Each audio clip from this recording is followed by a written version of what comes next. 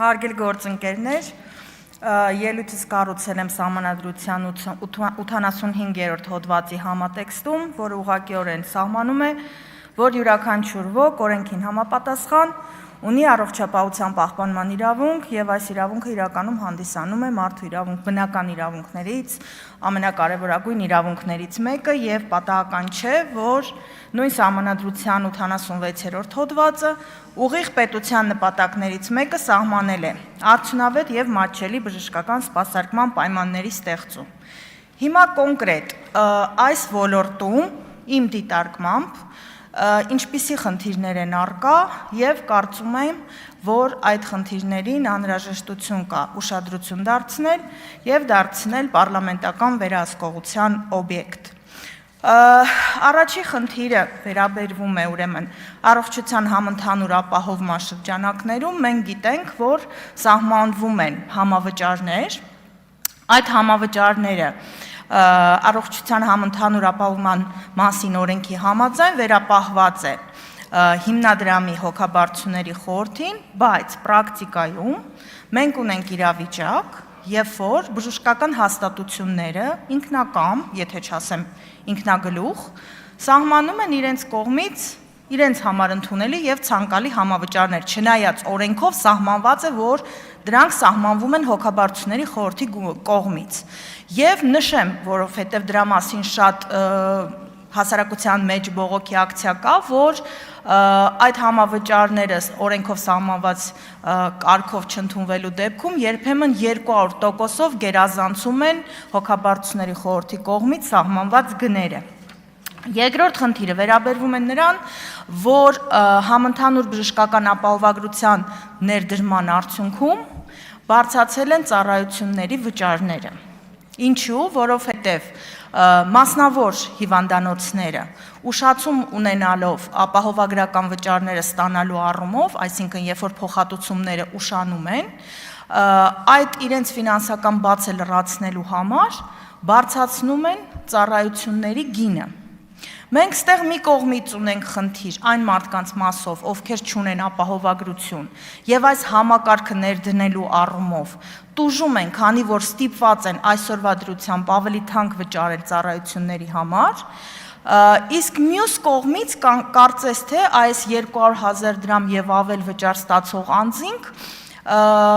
կրում են վնասներ անգամ այն պարագայում, երբ որ կարծես թե ապահովագրական վճարները պետք է ծախսերը փակեն ինչ առումով։ Տեսեք, գինը բարձրանում է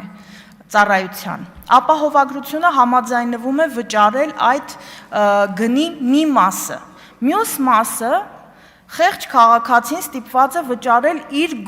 իր գրպանից։ Դրան զուգահեռ վճարում են նաև ապահովագրական այդ վճարները։ Համակցության մեջ ստացվում է, որ գների բարձրացման ապահովագրական ընկերությունների կողմից վճարները կիսատ փոխհատուցելու պայմաններում քաղաքացին չի կարողանող արդյունավետ օգտվել այս ապահովագրական համակարգից, որովհետև կորուստը ավելի շատ է, իր պատկերացումները ավելի լավն էին, քան մինչև process-ը մտնելը եւ փաստացի ծախսեր կատարելը։ Հաջորդ խնդիրը վերաբերվում է նրան, որ բժշկական հաստատություններում բժիշկների կողմից կա բավականին լուրջ դժգոհություն այս համակարգը արդյունավետ աշխատելու տեսանկյունից, ինչու, որովհետև ինչպես նշվեց ելույթներում այստեղ եւ Տիկին Բադալյանի կողմից էլ այդ ելույթում այս միտքը հնչեց, ընդհանուր քաղաքացիների գոհունակությունը եւ տարբեր խավի ժողովրդի կողմից այս համակարգից օգտվելու խնդիրը, բայց ինչ ենք ունենում բժշկական անձնակազմի մասով։ Բժշկական անձնակազմի մասով մեծ ծավալի ծառայություններ են մատուցվում բժիշկների կողմից, այսինքն ծառայությունների ծավալը մոտավորապես 3-ից 4 անգամ ավելացել է, բայց չի ավելացել բժիշկների աշխատավարձը։ Բժիշկները աշխատում են մոտավորապես 200% ավել, քան աշխատել են, բայց մենք այստեղ ոչ միայն չունենք աշխատավարձի բարձրացում, այսինքն մենք ակնհայտ ոտնահարում ենք ինչ-որ չափով նաև բժիշկների իրավունքները եւ օրինական շահերը,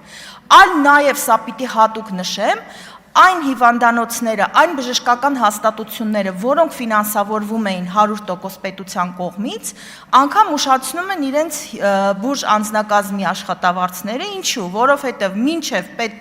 մինչև ապահովագրական գումարները վճարելը պիտի ստեղծեն որոշակի ֆոնդ աշխատավարձները վճարելու համար, գումարները ուշանում են եւ համապատասխանաբար ուշանում են նաեւ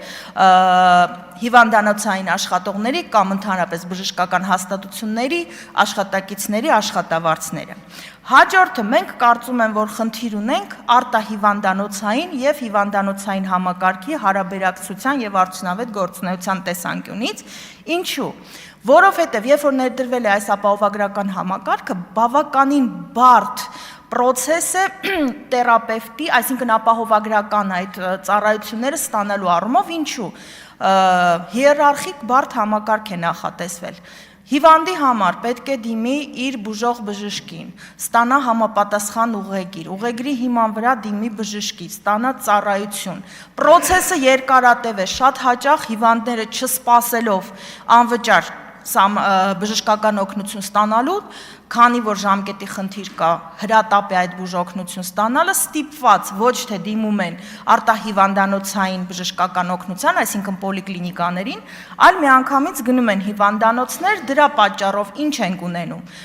Համընդհանուր ապահովագրության սկզբունքը չի աշխատում այդ մեկ, եւ երկրորդը ինչը կարևորը, մենք հիվանդանոցներին ծանրաբեռնում ենք սարսափելի, դրա փոխարեն առանց աշխատանք են մնում կամ համեմատաբար նվազում է աշխատանքը պոլիկլինիկաները եւ կարծես թե պոլիկլինիկաները այս առումով արդեն սկսում են ոչ արդյունավետ աշխատել։ Սա բերում է պոլիկլինիկայում նեղ մասնագետների, հաստիկների կրճատմանը։ Ինչու, որովհետև պոլիկլինիկան տեսնելով, որ հազիվ պահում է իր ընդհանուր բժշկական կազմին, սկսում է կրճատել նեղ մասնագետ բժիշկներին, օրինակ ինֆեկցիոնիստներին, որպես օրինակ բերեմ,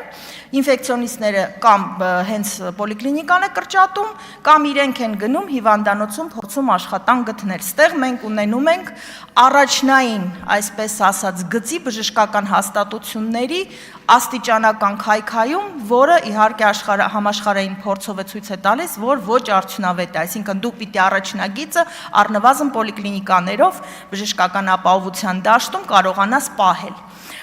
Հաջորդ խնդիրը, ես ապահովագրության մասին այլևս չեմ ուզում խոսել, որտեղ որ խոսեմ ընդհանրապես չեմ տեղավորվի ժամանակի մեջ, ուզում եմ խոսել նաև միգրանտների սանիտարական գրքույկների մասին։ Մենք տեսնում ենք ինչքան միգրանտ ունենք Հայաստանի Հանրապետությունն ու եկող։ Ու ինչքան այդ միգրանտները գալիս են առողջապահական տեսանկյունից ոչ բարվոք տարածաշրջաններից։ Առնվազն թոքախտի, տուբերկուլոզի մասով Հայաստանը ունի շատ լուրջ վտանգ, ինչու, որովհետև շատ հաճախ մենք ենթադրում ենք, իսկ փաստերով նաև գիտենք, որ միգրանտները աշխատում են ոչ օրինական հիմունքներով, առանց համապատասխան սանիտարական գրքույկների, կարծում եմ, որ այս ոլորտը պետք է շատ լուրջ հսկողության տակ վերցնել, իհարկե վերջերս սպասարկման ոլորտում, միգրանտների մասով սանիտարական գրքույկների պահանջը մտցվել է, բայց մենք փաստացիորեն 2-3 տարի բաց ենք թողել։ Եվ ես չգիտեմ տարիներ հետո, ինքս բժիշկ չեմ, իրավաբան եմ, բայց ենթադրում եմ, թե մի քանի տարի հետո մենք ինչ կարող ենք առնվազն տուբերկուլոզի մասով հիվանդության տարածում ունենալ, օրինակ բուհերում բոլորս գիտենք, ես ինքս եմ դրան բազմաթիվ անգամ ենթարկվել, տարին մեկ անգամ շատ խիստ բոլոր դասախոսական կազմը անցնում է սանիտարական ստուգում, ունի սանիտարական գրքույկներ, որպեսզի տարբեր հիվանդությունների տարածումը կանխվի ուսանողների հետ շփման առումով, բայց միգրանտների մասով առնվազն մենք այս խնդիրը ունենք եւ ես կարծում եմ, որ այս ոլորտը, որպեսզի մեր հասարակությունը անվտանգ լինի, պետք է շատ խիստ հսկողության տակ վերցնել։ Պետք է նաեւ մեր կարծիքով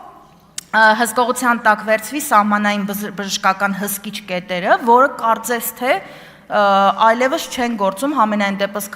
մեկնելով եւ հատելով սահմանը, ես այդ հսկիչ կետերը չեմ տեսել, մինչդեռ շատ արդյունավետ կլինի, որպեսզի սահմանային կետերը սկսեն բժշկական աշխատել, առնվազն ջերմող սահմանհատող ուղևորներին որոշակի ժամկետով սահմանափակվի վերջիններից տեղափոխումը, մենք դրա միջոցով մանավանդ եթե գալիս են օրինակ վտանգավոր տերիտորիա համարվող տարածքներից, առնվազն մենք հիվանդությունների տարածումը կկանխենք։ Եվ քանի որ այստեղ շատ խոսվեց նաև դեղորայքի մասին, սրա առումով արդեն որպես իրավաբան երկու խնդրին կուզենայի, որպեսզի ուշադրություն դարձնեք, դա փորձաքննությունների, դեղերի գրանցման առումով փորձաքննությունների համակարգի թեթևացում եւ էժանացում, ինչպես նաեւ եթե մի արտասահմանյան հեղինակավոր արտադրող ընկերություններ են, որոնք ունեն համապատասխան սերտիֆիկատներ։ Ես թույլ եմ տալիս, որ դուք միտքը ավարտեք, որպեսզի ժամանակը արդեն ավարտվել է։ Սերտիֆիկատներ ունեցող խոշոր հեղինակավոր արտադրողների համար դեղերի գրանցումը ավելի հեշտացված կարգով, որովհետև մենք փոքր շուկա ենք եւ խոշոր արտադրողները այնքան միջոց եւ ժամանակ չեն ներդնի դրանք գրանցելու համար։ Շնորհակալություն։